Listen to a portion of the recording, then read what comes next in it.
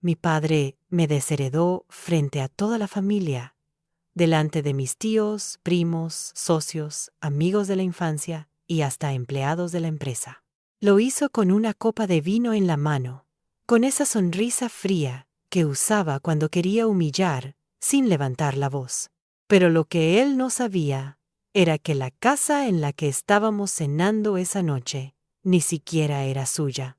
Antes de comenzar, si te gustan las historias donde la justicia llega cuando menos lo esperan, donde el silencio es más poderoso que los gritos, suscríbete al canal, deja tu like y cuéntame en los comentarios qué habrías hecho tú en mi lugar. Porque esta historia no es solo sobre herencias, es sobre dignidad. Mi nombre es Valeria Ortega. Tengo 34 años. Y durante más de 20 años, creí que tenía que demostrar que merecía existir dentro de mi propia familia. Mi hermano menor, Mateo, siempre fue el heredero. Desde niño, lo presentaban como el futuro director de la empresa familiar, Ortega Construcciones. A mí me presentaban como la sensible, la artística, la que no sirve para los negocios. Lo curioso es que fui yo quien estudió administración y derecho. Fui yo quien se quedaba hasta las 11 de la noche revisando contratos. Fui yo quien organizó la reestructuración financiera cuando la empresa casi quiebra hace 10 años. Pero eso nunca importó. Para mi padre, Julián Ortega, el apellido debía continuar a través de un hombre. Recuerdo la primera vez que entendí que no era suficiente. Tenía 12 años. Mateo rompió una ventana jugando fútbol dentro de casa. Mi padre entró furioso, pero cuando vio que era él, soltó una risa. Los hombres son así, dijo. Yo una vez olvidé recoger la mesa y me castigaron un mes sin salir. Esos pequeños detalles construyen una verdad silenciosa. Nunca fui la favorita. Cuando mi madre murió, yo tenía 22 años. Mateo 20. Ella era la única que equilibraba las cosas. Nunca enfrentó directamente a mi padre, pero encontraba formas sutiles de protegerme. Después de su muerte, la casa se volvió más fría, más rígida, más masculina. Y yo me convertí oficialmente en invisible. A los 24, entré a trabajar formalmente en la empresa. No porque mi padre me lo ofreciera. Yo lo pedí. Él dudó. Dijo que quizá no soportaría la presión, que el mundo de los negocios no era para mujeres demasiado emocionales. Aún así me dejó entrar, pero como asistente administrativa. Con el tiempo empecé a detectar errores graves en contratos, sobreprecios, pagos duplicados. Mateo firmaba documentos sin leer. Yo los corregía en silencio. Cuando la empresa logró un contrato millonario con el municipio, fue gracias a una cláusula que yo incluí en el último minuto. Mi padre brindó esa noche. Por Mateo. Nunca dije nada. Nunca reclamé crédito, porque en el fondo seguía esperando que un día él mirara hacia mí y dijera: «Estoy orgulloso de ti». Ese día nunca llegó. Y así llegamos a la cena. Mi padre organizó una reunión especial. Invitó a toda la familia. Dijo que tenía un anuncio importante. Yo ya sabía de qué se trataba. Había escuchado conversaciones entre él y su abogado semanas antes. Pensaba que dolería menos si me preparaba mentalmente. Me equivoqué. La casa estaba impecable. Candelabros encendidos. Vajilla de porcelana que solo se usaba en Navidad. Mateo caminaba como si ya fuera dueño del mundo. Su esposa Laura sonreía con esa seguridad de quien se siente respaldada por el dinero. Después del postre, mi padre se levantó. Golpeó suavemente su copa para llamar la atención. «Familia», dijo, «ha llegado el momento de asegurar el futuro de todo lo que he construido». Sentí como mi corazón empezaba a latir más fuerte. El legado Ortega continuará en manos firmes. He decidido dejar la totalidad de mis acciones, propiedades y bienes a mi hijo Mateo. Hubo aplausos, sonrisas. Mi tía incluso dijo, era lo lógico. Yo mantuve la espalda recta. Entonces él giró la mirada hacia mí. En cuanto a Valeria, creo que todos sabemos que ella eligió un camino diferente. No todos nacen para liderar. Algunos nacen para acompañar. La frase cayó como una piedra. Por eso he decidido que no forme parte de la herencia. Confío en que encontrará su propio destino. Las palabras "no forme parte de la herencia" retumbaron en mi cabeza. No era solo dinero. Era un mensaje público. No eres suficiente. Mateo evitó mirarme. Laura bajó la vista con falsa compasión. Algunos primos fingieron incomodidad. Nadie habló. Yo respiré hondo. No lloré. No grité. Solo dije, entiendo, y sonreí. Pero lo que nadie en esa mesa sabía era que semanas antes yo había recibido una llamada inesperada del notario de mi madre. Una llamada que cambiaría por completo esa noche. Mientras mi padre creía que estaba cerrando mi historia, en realidad estaba firmando el inicio de la suya. Porque lo que él no sabía, lo que ninguno sabía, era que la casa en la que estábamos celebrando su decisión no figuraba legalmente a su nombre desde hacía más de 10 años. Y esa no era la única sorpresa. Esa noche, después del anuncio, todos siguieron comiendo como si nada hubiera pasado. Las copas se llenaban, las conversaciones cambiaban de tema, las risas forzadas intentaban cubrir la incomodidad. Mi padre actuaba satisfecho, como si acabara de cerrar el negocio más importante de su vida. Y en cierto sentido, lo había hecho. Solo que no de la forma que él imaginaba. Yo me levanté de la mesa con calma. Caminé hacia el ventanal del salón principal, el que daba al jardín donde mi madre solía sentarse a leer por las tardes. Desde ahí podía ver las luces encendidas del portón y el reflejo de la casa sobre el mármol pulido. Esa casa, la misma que, según mi padre, era el símbolo máximo de su éxito, la misma que no estaba a su nombre. Sentí el peso del momento sobre mis hombros, pero no era miedo. Era algo más profundo. Era la certeza de que, por primera vez, no necesitaba su aprobación. Semanas antes, el notario de mi madre, el señor Ferrer, me había citado en su oficina. Yo no entendía por qué. Pensé que se trataba de algún trámite pendiente o algún documento olvidado. Cuando me senté frente a él, me miró con una expresión que mezclaba compasión y respeto. Tu madre fue una mujer previsora, me dijo, y muy consciente de ciertas dinámicas familiares. Sacó una carpeta gruesa del cajón. Esto se firmó 10 meses antes de su muerte. Es un documento que no debía entregarse hasta que tú cumplieras 34 años. Ese era el día exacto en que me llamó. Lo abrí con manos temblorosas. Era una cesión de bienes. Mi madre había transferido legalmente la propiedad de la casa principal y del terreno anexo a una sociedad patrimonial privada, cuya única beneficiaria era yo. Mi padre figuraba como administrador provisional. Nada más. Eso significaba que podía vivir allí, podía usarla, pero no podía venderla, hipotecarla, ni disponer de ella como si fuera suya. Y nunca lo supo, porque jamás revisó los documentos con detenimiento. Siempre confió en que todo estaba bajo su control. Mi madre no era una mujer impulsiva. Si hizo eso, fue por una razón. El notario me explicó algo más. Hay una cláusula adicional, dijo. Si el administrador provisional actúa en contra del interés de la beneficiaria, pierde automáticamente su posición.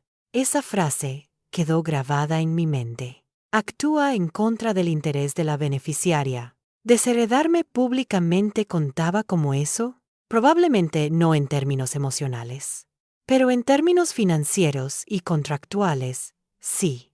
Porque en su discurso, mi padre no solo me excluyó de la herencia, también anunció que reestructuraría activos para garantizar la transferencia total a Mateo. Eso implicaba mover propiedades, incluida esta, y ahí estaba su error. Volviendo a la cena, mientras él seguía recibiendo felicitaciones, yo regresé a la mesa. Me senté frente a él. Papá, dije con voz tranquila, ¿puedo hacer una pregunta? Me miró con esa expresión condescendiente que siempre usaba cuando pensaba que iba a decir algo ingenuo. Claro, hija. Cuando hablas de tus propiedades, ¿te refieres también a esta casa? El ambiente cambió ligeramente. Mateo frunció el ceño. Laura dejó de sonreír. Mi padre respondió sin dudar. Por supuesto. Todo lo que ves aquí es mío. Saqué mi bolso con calma. No fue un gesto dramático. No fue teatral. Simplemente apoyé una carpeta sobre la mesa. Interesante, dije. Porque, según esto, no lo es. El silencio fue inmediato. Mi padre soltó una risa breve. ¿Y qué es eso? La cesión patrimonial firmada por mamá hace 11 años. Mateo intervino. ¿Qué tontería es esa? Abrí el documento y lo giré hacia ellos. Las firmas estaban claras. El sello notarial era inconfundible. Mi padre tomó el papel. Lo leyó una vez, luego otra. El color abandonó lentamente su rostro. «Esto no puede ser válido», murmuró. «Lo es», respondí. «Y hay una cláusula adicional que probablemente te interese». Le expliqué lo del administrador provisional, lo del conflicto de intereses, lo de la pérdida automática de administración, si intentaba disponer de la propiedad sin autorización de la beneficiaria. Yo, la hija que no nació para liderar. Algunos familiares comenzaron a susurrar. Mi tía dejó caer el tenedor. Mateo se levantó abruptamente. «Esto es una manipulación», dijo. «Seguro convenciste a mamá cuando estaba enferma». Ese fue el primer intento de ataque. Lo miré directamente. La firma fue antes del diagnóstico. Silencio otra vez. Mi padre intentó recuperar compostura. Aunque eso fuera cierto, la empresa sigue siendo mía. Sonreí ligeramente. ¿Estás seguro de que revisaste todas las participaciones que mamá tenía antes de morir? Esa fue la segunda grieta. Porque mi madre, silenciosa y observadora, había comprado acciones discretamente durante años. Pequeños porcentajes, inversiones estratégicas y esas acciones ahora también me pertenecían. No eran mayoría, pero eran suficientes para bloquear decisiones clave si se unían a ciertas cláusulas internas. Mi padre comprendió, en ese instante, que el tablero no era tan simple como creía. No grité, no me burlé, solo dije, no vine a humillarte. Vine a recordarte que nunca fui débil. Solo fui paciente. La cena terminó sin brindis. Algunos se fueron en silencio. Otros fingieron compromisos urgentes. Mi padre se quedó sentado, mirando los documentos como si estuviera leyendo un idioma desconocido. Por primera vez en su vida, no tenía el control absoluto, y eso lo aterraba más que perder dinero. Pero lo que él todavía no sabía era que esa noche solo era el inicio, porque al día siguiente habría una reunión en la empresa, y yo no pensaba asistir como asistente administrativa. Iba a sentarme en la mesa como accionista. A la mañana siguiente, nadie habló del tema en casa, porque nadie durmió. Yo me desperté antes de las 6, no por ansiedad, sino por claridad. Esa sensación extraña que llega cuando algo inevitable empieza a tomar forma. Me vestí con uno de mis trajes más sobrios, gris oscuro, líneas limpias, sin adornos. No quería parecer desafiante, quería parecer profesional, porque lo era. La reunión extraordinaria de la junta directiva estaba programada para las 9. Mi padre la convocó con urgencia después de la cena, oficialmente para organizar la transición patrimonial, extraoficialmente para recuperar el control antes de que la noticia se filtrara dentro del círculo empresarial. Cuando llegué al edificio corporativo, los empleados me miraron distinto. Algunos ya sabían lo ocurrido. Las familias empresariales no guardan secretos. Los rumores viajan más rápido que los correos oficiales. Entré a la sala de juntas, sin anunciarme. Mi padre estaba al fondo de la mesa, Mateo a su derecha, 3 directores independientes frente a ellos, y el abogado corporativo sentado con expresión tensa. Mi padre levantó la vista. Valeria, esta reunión es privada. Soy accionista, respondí, y tengo derecho a estar aquí. Deslicé sobre la mesa el certificado de participación heredado de mi madre. El abogado lo tomó, revisó los porcentajes y asintió levemente. Mi padre apretó la mandíbula. Esto no cambia nada, dijo. Mateo asumirá la dirección general como estaba previsto. Uno de los directores, el señor Roldán, intervino con cautela. Con el debido respeto, Julián, la señora Ortega, ahora posee un porcentaje suficiente para solicitar revisión de decisiones estructurales.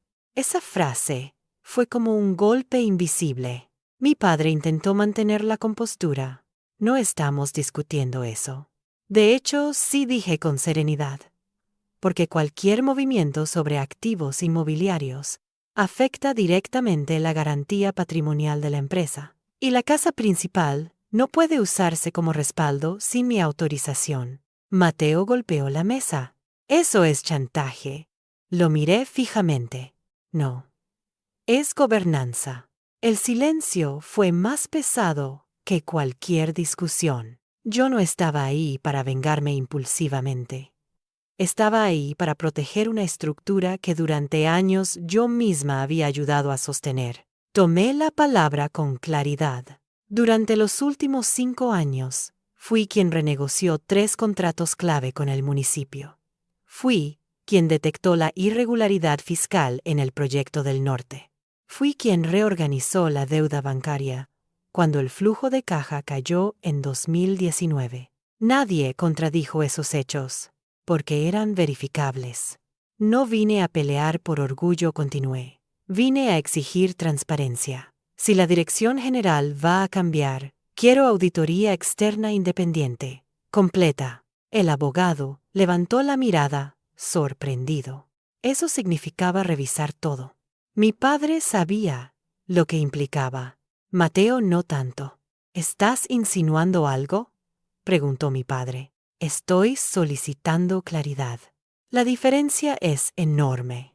Uno de los directores murmuró. En realidad, la auditoría podría fortalecer la imagen de la empresa después del incidente familiar.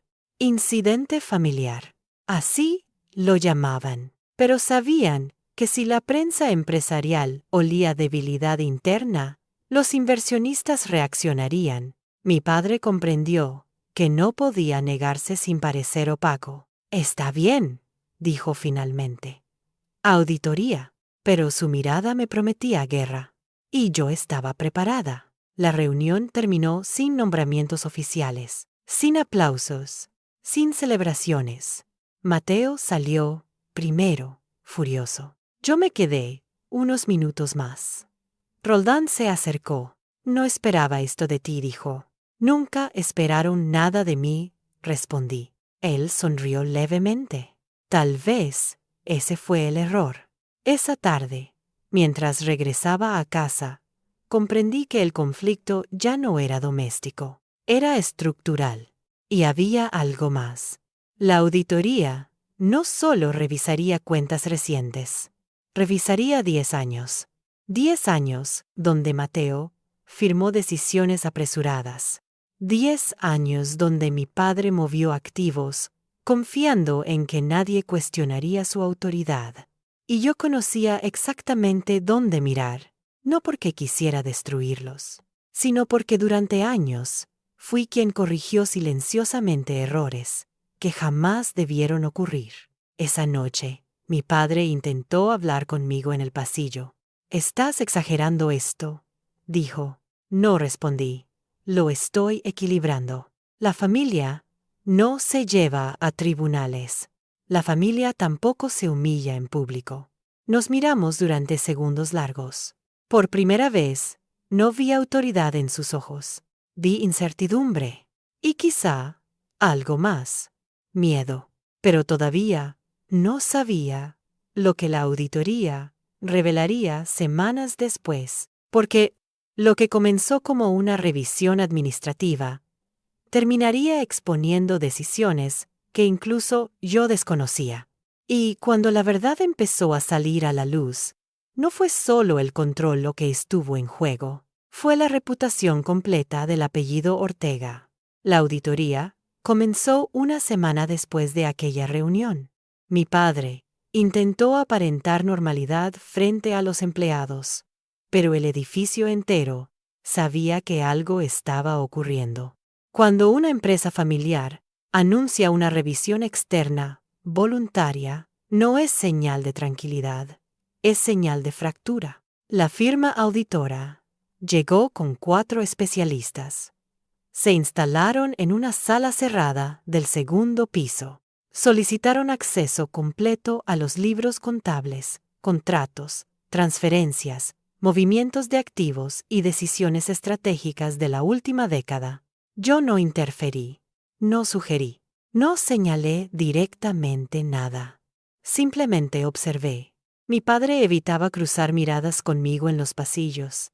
Mateo, en cambio, intentaba mostrarse confiado. Caminaba con el pecho erguido, hablaba más fuerte de lo habitual y repetía ante quien quisiera escucharlo que todo estaba bajo control. Pero yo conocía la fragilidad detrás de esa frase. Durante años fui quien revisaba los contratos que él firmaba sin leer. Durante años corregí cifras antes de que llegaran a bancos o clientes. Durante años protegí decisiones que no eran mías. Y ahora, por primera vez, no iba a hacerlo. El tercer día de auditoría, recibí una llamada del señor Roldán. Valeria dijo con tono grave: «Necesitamos que asistas mañana a una reunión preliminar. Han surgido observaciones importantes». No pregunté cuáles. Sabía que, tarde o temprano, aparecerían. Al día siguiente, la sala de juntas tenía un ambiente distinto. No era tensión familiar, era tensión profesional. Uno de los auditores, una mujer de voz firme y mirada directa, comenzó a exponer: «Hemos detectado movimientos de capital entre empresas satélite vinculadas a la familia Ortega». Mi padre frunció el ceño. «Eso no es ilegal». «No necesariamente», respondió ella, «pero sí requiere transparencia». Mateo intervino. «Son decisiones estratégicas para optimización fiscal». La auditora deslizó una carpeta hacia el centro.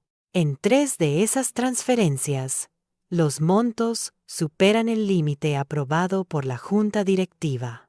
Silencio. Yo sabía de qué hablaba. Hace 2 años, Mateo impulsó la compra de un terreno industrial a través de una empresa paralela registrada a nombre de un socio cercano. Argumentó que era una inversión futura.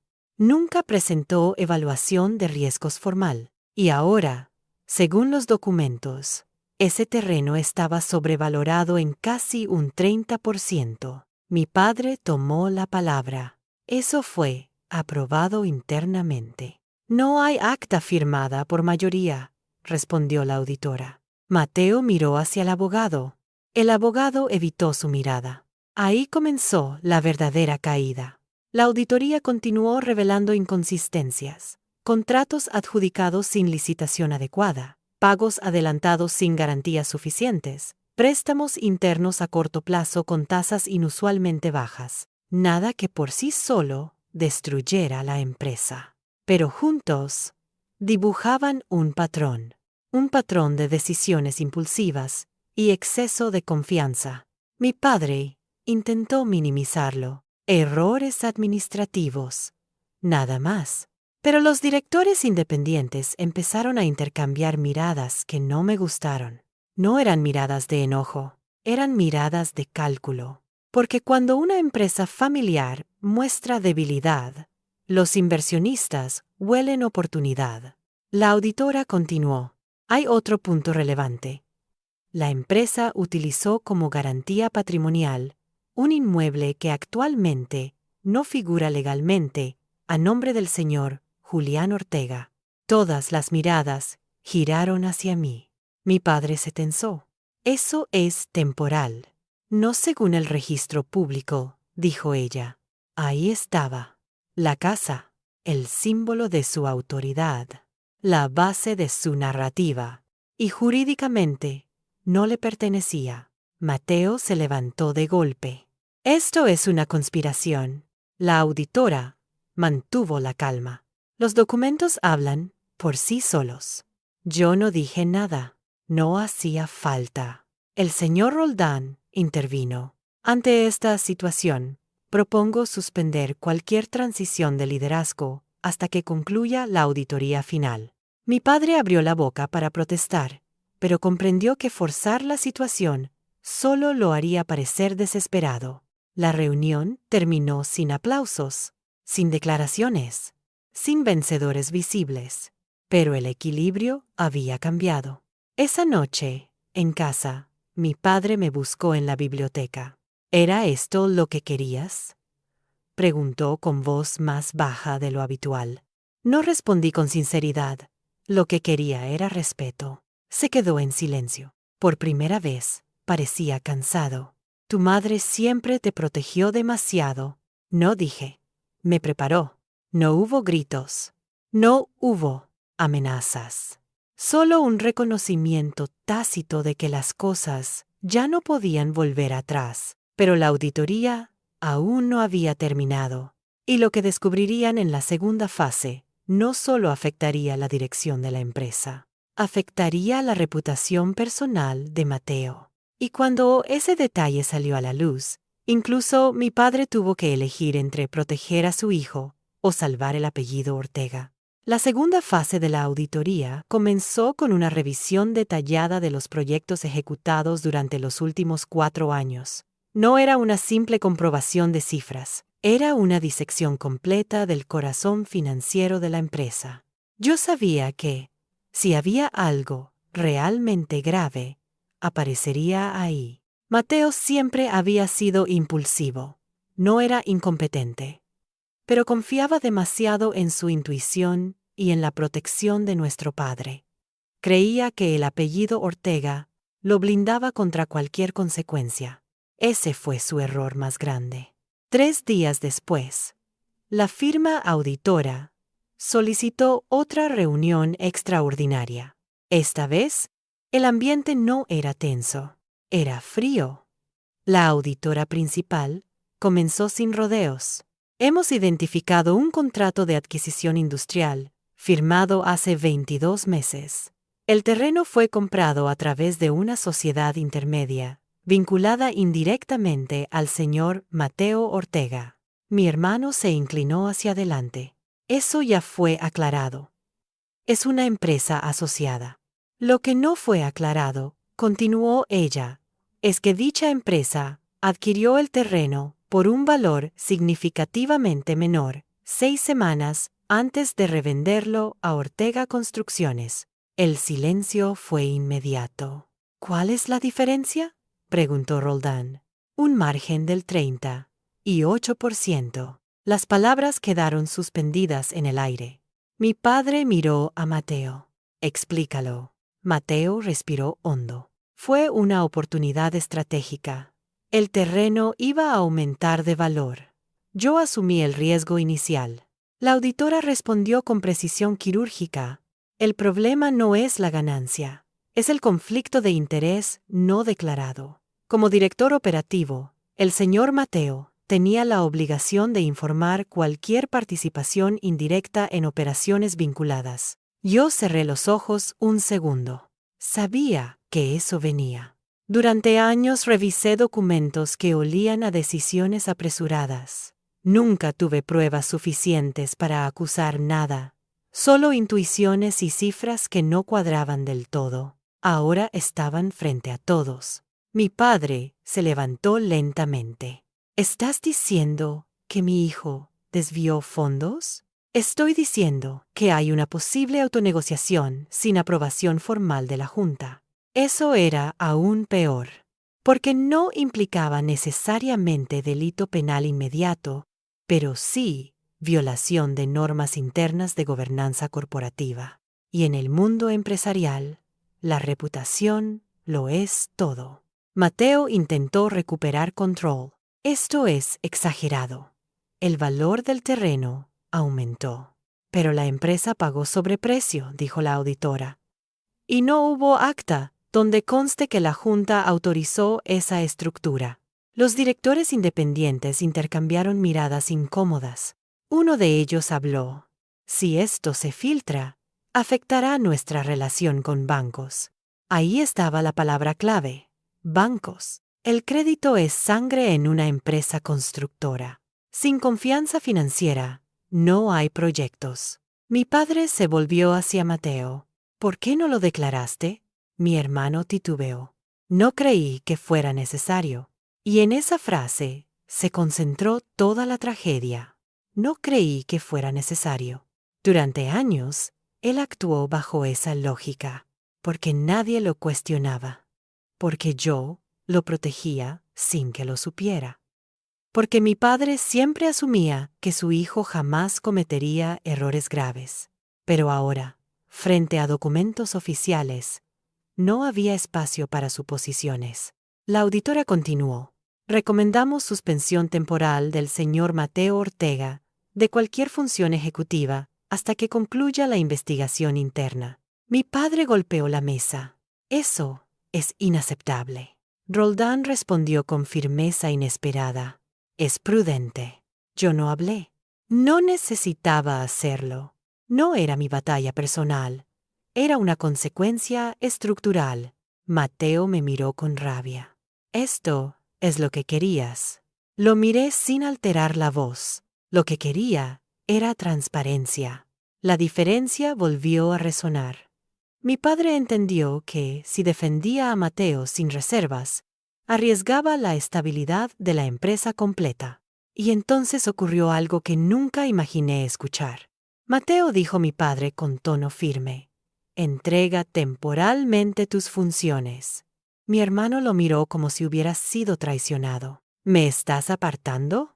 Te estoy protegiendo, respondió él. Pero todos sabíamos que ya no era protección. Era contención de daños. La reunión terminó con una resolución provisional, auditoría ampliada, revisión legal interna y suspensión de Mateo hasta nuevo aviso. Cuando salimos de la sala, varios empleados evitaban mirarnos directamente. La noticia no tardaría en circular. Esa noche, en casa, Mateo estalló.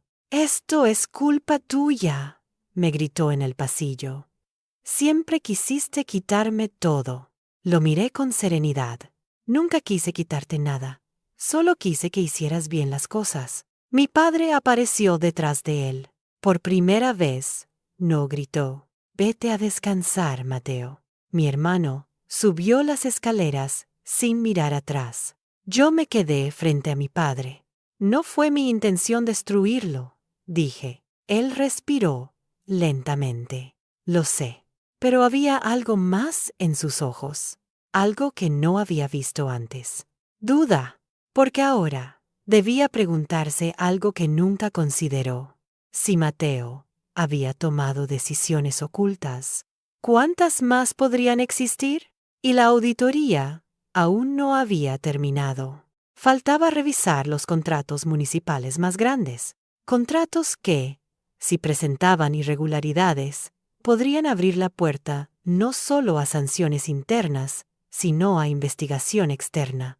Y si eso ocurría, el apellido Ortega dejaría de ser símbolo de poder para convertirse en sinónimo de escándalo. La auditoría entró en su fase más delicada 2 semanas después. Hasta ese momento, el conflicto parecía interno. Una lucha familiar, una revisión de procedimientos, errores administrativos que podían resolverse con ajustes y sanciones moderadas. Pero cuando comenzaron a analizar los contratos municipales más grandes de los últimos 5 años, el tono cambió. Porque ahí no se trataba solo de decisiones internas, se trataba de dinero público. Y cuando el dinero público entra en la ecuación, las consecuencias ya no se negocian en la mesa del comedor. El contrato que atrajo mayor atención fue el proyecto del Complejo Norte, una obra multimillonaria que consolidó la reputación de Ortega Construcciones en la región. Yo recordaba perfectamente ese proyecto. Recordaba las noches sin dormir, revisando cláusulas, renegociando garantías, corrigiendo cifras antes de que fueran enviadas al ayuntamiento. Recordaba también que, en el último momento, incluí una cláusula de penalización cruzada que protegía a la empresa en caso de retrasos imputables a terceros. Esa cláusula fue la razón por la cual el contrato se firmó. Y también sería la razón por la cual la empresa no terminaría completamente destruida. La auditora expuso los hallazgos en una reunión ampliada, con presencia del equipo legal. Hemos detectado modificaciones posteriores al contrato original que no constan en actas formales de aprobación de la Junta, dijo con precisión. Mi padre se inclinó hacia adelante. ¿Qué tipo de modificaciones? Extensiones de plazos, reajustes de presupuesto y acuerdos complementarios con subcontratistas vinculados indirectamente al señor Mateo Ortega. Mateo ya no estaba presente en esas reuniones. Seguía suspendido, pero su sombra lo estaba. Yo respiré con calma. Sabía que algunas decisiones se tomaron bajo presión política. Sabía que hubo negociaciones aceleradas, pero lo que me preocupaba era otra cosa. ¿Existe riesgo legal inmediato?, preguntó uno de los directores. La auditora respondió con honestidad incómoda. Existe riesgo reputacional alto y posible revisión por parte de la Contraloría si alguien solicita investigación formal. Mi padre cerró los ojos un segundo. La empresa podía sobrevivir a errores administrativos, pero no a un escándalo público. Fue entonces cuando pedí la palabra. Quiero revisar específicamente las adendas firmadas en el tercer trimestre del año pasado. La auditora me miró sorprendida. ¿Por qué ese periodo? Porque fue cuando yo dejé de participar directamente en la revisión final de contratos. Mi padre me miró con una mezcla de sorpresa y comprensión tardía. Durante años, fui su filtro invisible. Y cuando me apartó progresivamente para dar mayor protagonismo a Mateo, dejó de existir ese control silencioso. Los documentos fueron proyectados en la pantalla. Allí estaba una modificación presupuestaria, aprobada sin evaluación técnica completa. Un anticipo financiero, liberado antes de cumplir hitos contractuales. Y lo más grave, una subcontratación a una empresa cuya dirección coincidía con la de la sociedad que había comprado el terreno sobrevalorado. El patrón comenzaba a tomar forma. No era un acto aislado. Era una cadena de decisiones que se apoyaban entre sí. Mi padre pasó las manos por su rostro. ¿Estamos hablando de fraude?, preguntó finalmente. La auditora fue cuidadosa. Estamos hablando de incumplimiento de protocolos internos y posible conflicto de interés reiterado. En términos legales, eso era una bomba de tiempo. Yo mantuve la voz firme. Quiero activar La cláusula de responsabilidad ejecutiva. La sala quedó en silencio. Esa cláusula, incluida en el reglamento interno, años atrás, por sugerencia mía, establecía que cualquier directivo, implicado en decisiones con conflicto de interés, debía responder, patrimonialmente, si la empresa sufría pérdidas derivadas de esas acciones. Mateo la firmó, sin leerla. Mi padre también, porque nunca imaginaron que se aplicaría dentro de la propia familia. Roldán asintió lentamente. Es lo correcto. La auditora tomó nota. Entonces recomendamos iniciar proceso interno de evaluación de responsabilidades. Mi padre me miró directamente, no con odio, no con furia, con algo más complejo. Sabías que esto podía ocurrir, dijo en voz baja. Sabía que sin controles adecuados siempre existe riesgo, respondí. La reunión se extendió durante horas. Se acordó notificar formalmente a Mateo para que presentara descargos. Se decidió reforzar la supervisión financiera y establecer un comité provisional hasta concluir la investigación. Cuando salimos del edificio, los rumores ya circulaban. Algunos empleados me miraban con respeto nuevo, otros con temor, porque cuando el equilibrio de poder cambia, todos sienten la vibración. Esa noche, mi padre me pidió hablar en su despacho. No como presidente, como padre. Tu madre veía cosas que yo no veía, dijo finalmente. No respondí. Siempre pensé que proteger a Mateo era asegurar el futuro. Proteger no es encubrir, dije con suavidad. El silencio que siguió fue largo. Había algo más que ninguno de los dos decía en voz alta. Si la investigación interna confirmaba responsabilidad económica directa, Mateo podría enfrentar no solo consecuencias corporativas, sino demandas civiles. Y si algún competidor decidía usar esa debilidad para presionar políticamente, la situación podría escalar. Pero había un elemento que aún no había salido a la luz. Un documento firmado por mi madre meses antes de morir, relacionado con la estructura accionarial y un mecanismo de sustitución de liderazgo en caso de riesgo reputacional severo. Ese documento todavía estaba en la caja fuerte del notario. Y si se activaba, cambiaría completamente el destino de la empresa. No solo suspendería a Mateo, redefiniría quién podía dirigir Ortega Construcciones. Y cuando mi padre descubriera esa cláusula, tendría que tomar la decisión más difícil de su vida. Elegir entre el apellido o la justicia interna. 3 días después de aquella reunión, recibí otra llamada del notario Ferrer. Su voz sonaba distinta esta vez, más grave. Valeria, creo que ha llegado el momento de revisar el segundo documento que tu madre dejó bajo custodia. Segundo documento. Yo sabía que existía. Me lo mencionó vagamente la primera vez, pero me explicó que solo debía abrirse si se presentaba una situación específica. Riesgo reputacional severo que comprometa la continuidad de la empresa. Hasta ese momento, no estaba segura de que hubiéramos cruzado esa línea, pero ahora sí. La auditoría interna ya no era confidencial.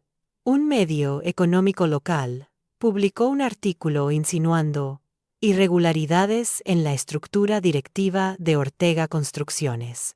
Nada concreto, pero suficiente para generar preguntas. Los bancos comenzaron a solicitar informes adicionales. Un proveedor pidió garantías actualizadas antes de firmar un nuevo contrato. El apellido Ortega empezaba a temblar. Fui a la notaría esa misma tarde. Ferrer me recibió con la misma mezcla de respeto y prudencia.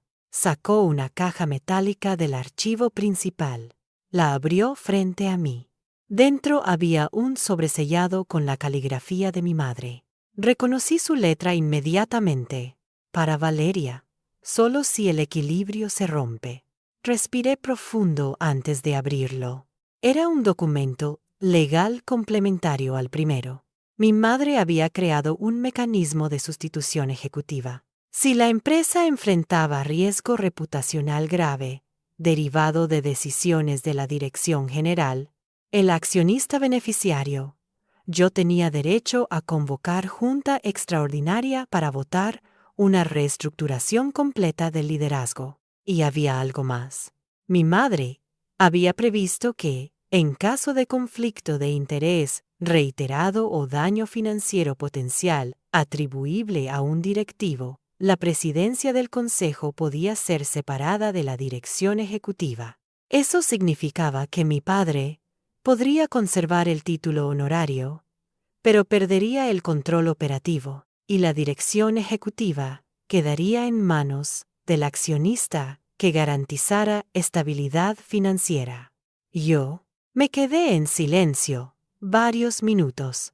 No era solo un documento. Era una decisión estratégica tomada años atrás. Mi madre sabía que el poder concentrado sin contrapeso tarde o temprano generaría desequilibrio, y me había dado la herramienta para restaurarlo, no para vengarme, para estabilizar.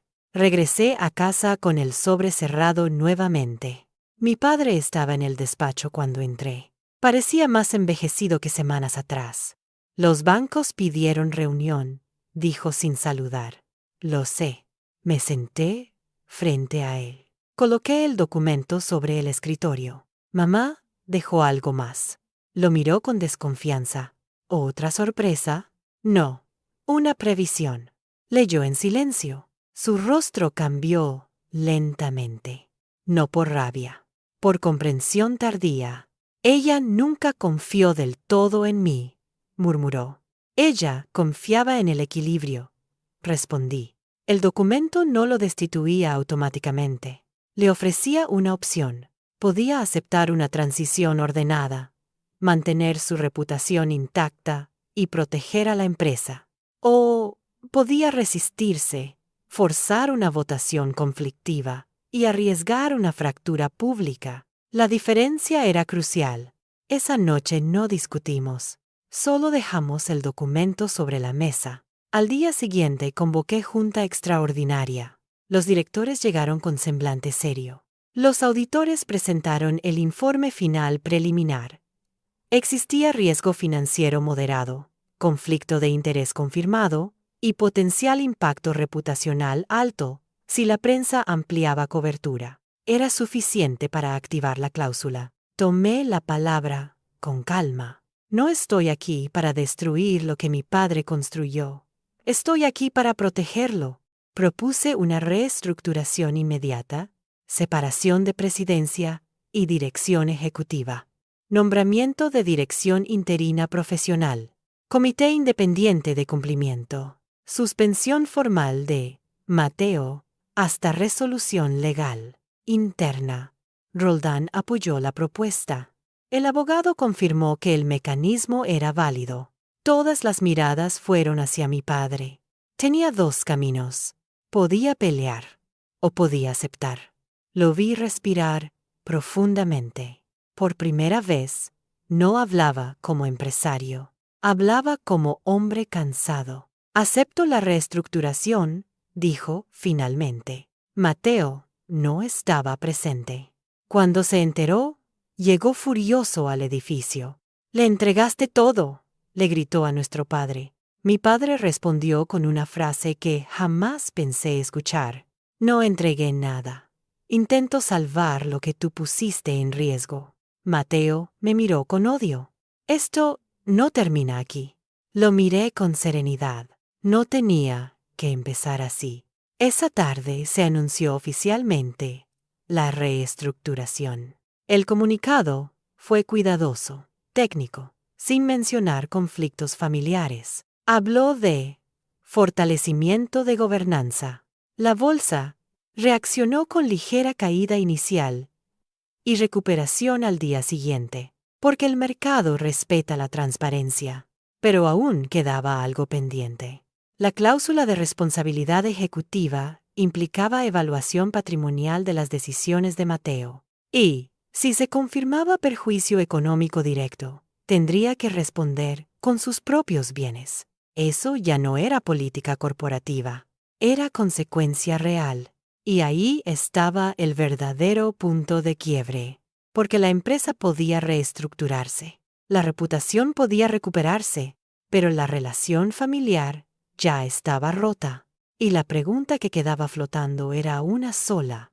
¿Podía mi padre aceptar que su hijo no era el líder que imaginó? O, peor aún, ¿podía aceptar que la hija que subestimó durante años era la única capaz de sostener el apellido Ortega? La fase final de la evaluación interna comenzó en un ambiente completamente distinto al de las semanas anteriores. Ya no era solo una auditoría técnica. Era una revisión con implicaciones personales, económicas y legales directas para Mateo. El Comité Independiente de Cumplimiento solicitó toda la documentación vinculada a los proyectos cuestionados: contratos, correos electrónicos, transferencias bancarias, actas internas, aprobaciones informales, todo. Mateo contrató a un abogado externo. Eso ya decía mucho. Cuando alguien que siempre se sintió intocable decide blindarse legalmente, significa que por primera vez siente el peso real de las consecuencias. La evaluación patrimonial no buscaba destruirlo, buscaba determinar si sus decisiones generaron pérdidas medibles para la empresa, si se demostraba que hubo sobrecostos injustificados o beneficios personales derivados de su posición ejecutiva. La cláusula de responsabilidad se activaría formalmente. Yo no formaba parte del comité. Decidí mantener distancia operativa para evitar acusaciones de persecución personal, pero como accionista recibía informes periódicos. El primer informe fue, claro, el terreno sobrevalorado generó un impacto financiero negativo inicial del 15%, mitigado parcialmente por la revalorización posterior. Aún así, existía diferencia patrimonial imputable a la empresa. El segundo informe fue más delicado. Los anticipos financieros liberados sin cumplimiento de hitos contractuales generaron tensiones de liquidez que obligaron a renegociar líneas de crédito con condiciones menos favorables. Eso sí era cuantificable. Eso sí tenía números concretos. La cifra preliminar de impacto acumulado superaba los 3 millones. 3 millones no destruían la empresa, pero tampoco eran insignificantes. El comité citó formalmente a Mateo para presentar descargos. Esa reunión fue la más difícil de todas. Yo no estaba dentro de la sala, pero escuché voces elevadas a través de la puerta cerrada. Mateo defendía sus decisiones como estratégicas. Argumentaba que todo empresario asume riesgos, que el crecimiento implica movimientos audaces. El comité respondía con hechos: falta de declaración de conflicto de interés, incumplimiento de protocolos internos y ausencia de aprobación formal. Mi padre estaba presente, no como presidente, como testigo. Cuando la puerta se abrió, vi a mi hermano salir con el rostro endurecido. Mi padre salió después, más lento. Esa noche, en casa, él me pidió hablar por última vez antes de la resolución final. Nos sentamos en la terraza, el mismo lugar donde mi madre solía tomar café. Nunca pensé que llegaría a esto, dijo. Nadie lo piensa, respondí. Guardó silencio varios segundos. Tal vez fui injusto contigo. No era una disculpa formal, pero era lo más cercano que había escuchado en 34 años. No se trata de justicia personal, dije. Se trata de responsabilidad. Él miró el jardín. Siempre creí que el apellido debía continuar en manos fuertes. ¿Y lo hará?, respondí con calma. Pero la fuerza no es lo mismo que el favoritismo. Esa frase quedó suspendida entre nosotros. Días después, el comité emitió su conclusión final. Existía perjuicio financiero atribuible a decisiones ejecutivas de Mateo. Se recomendaba activación parcial de la cláusula de responsabilidad patrimonial y restricción definitiva de funciones directivas hasta nueva evaluación. No era cárcel. No era escándalo penal. Era algo más contundente en el mundo empresarial. Inhabilitación interna y obligación de compensación económica. Mi padre firmó la resolución, sin palabras. Mateo no volvió a la empresa. Intentó convencer a algunos socios menores de que todo era una conspiración mía. Pero los números eran claros. Y los bancos ya habían expresado confianza renovada tras la reestructuración. El apellido Ortega comenzaba a estabilizarse. La prensa publicó una nota breves semanas después. Ortega Construcciones refuerza su estructura de gobierno corporativo tras revisión interna. Nada más, nada menos. El mercado entendió el mensaje. Había orden. Pero dentro de casa, el silencio era distinto. Mateo se mudó a un apartamento propio. Mi padre pasaba más tiempo solo, y yo asumí formalmente la dirección ejecutiva interina, con voto unánime de la Junta.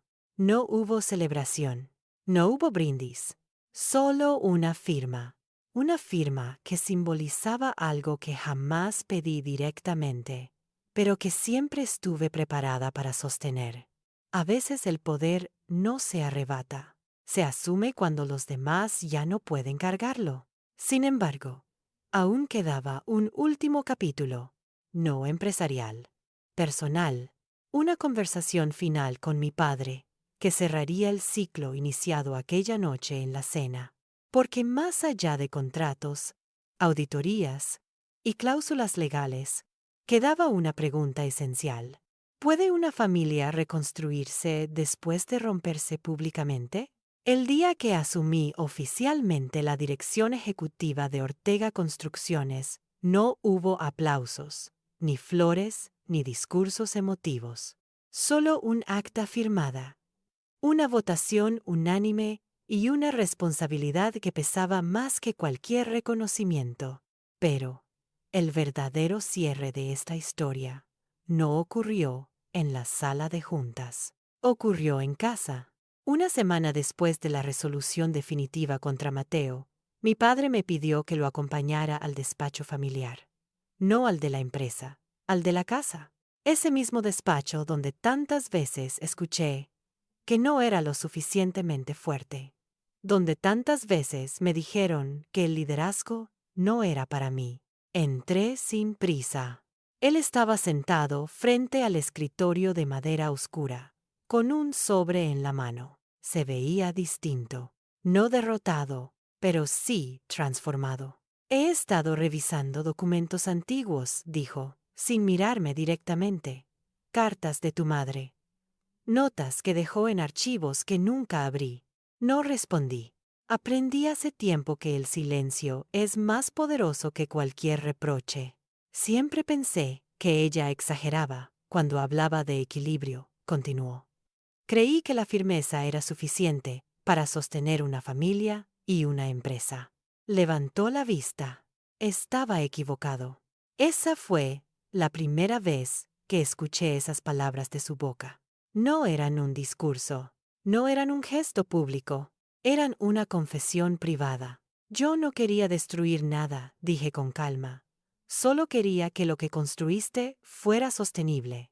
Él asintió lentamente. Lo sé. El sobre que tenía en la mano era un Nuevo Testamento. No eliminaba a Mateo. No me coronaba como única heredera. Distribuía responsabilidades. Reorganizaba la estructura patrimonial de forma equitativa. Pero había algo más importante que el dinero. Incluía una cláusula que nunca antes había considerado. La empresa quedaría bajo un modelo profesional permanente, con consejo independiente obligatorio.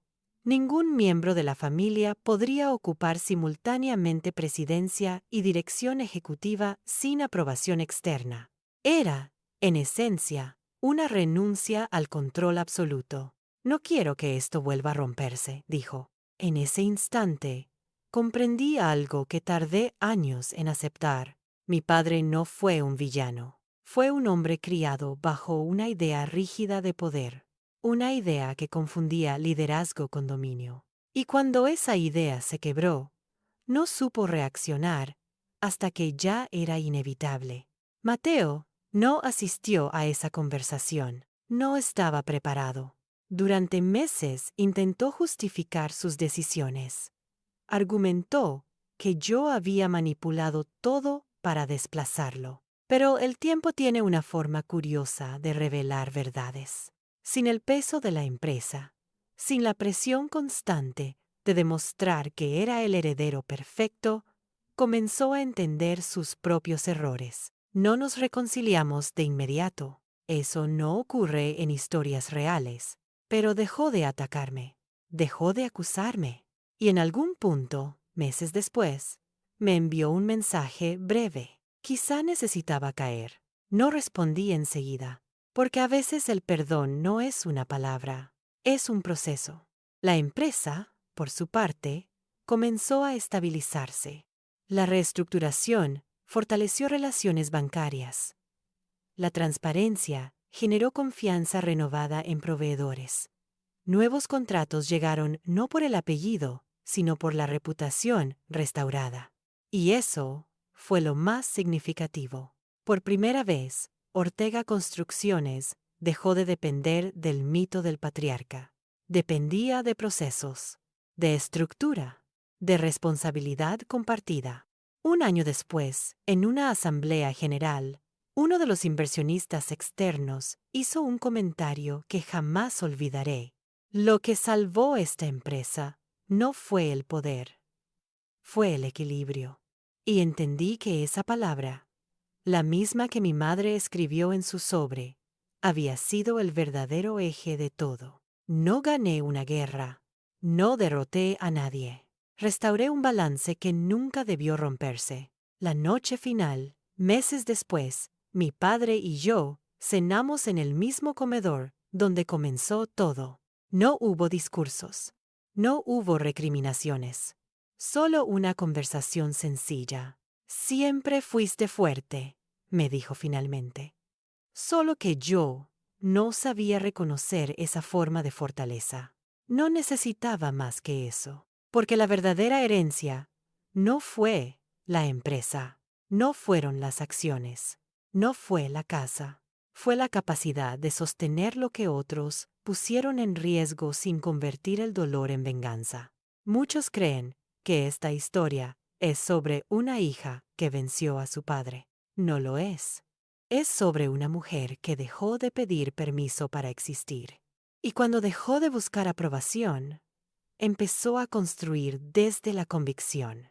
Hoy la empresa sigue operando. Mi padre ocupa un rol honorario. Mateo dirige un pequeño proyecto independiente, lejos de las decisiones estratégicas. Y yo no celebro el poder, celebro la estabilidad, porque el apellido Ortega no cayó por escándalo, no se hundió por orgullo, se transformó, y a veces la transformación duele más que la caída, pero también es la única forma de crecer.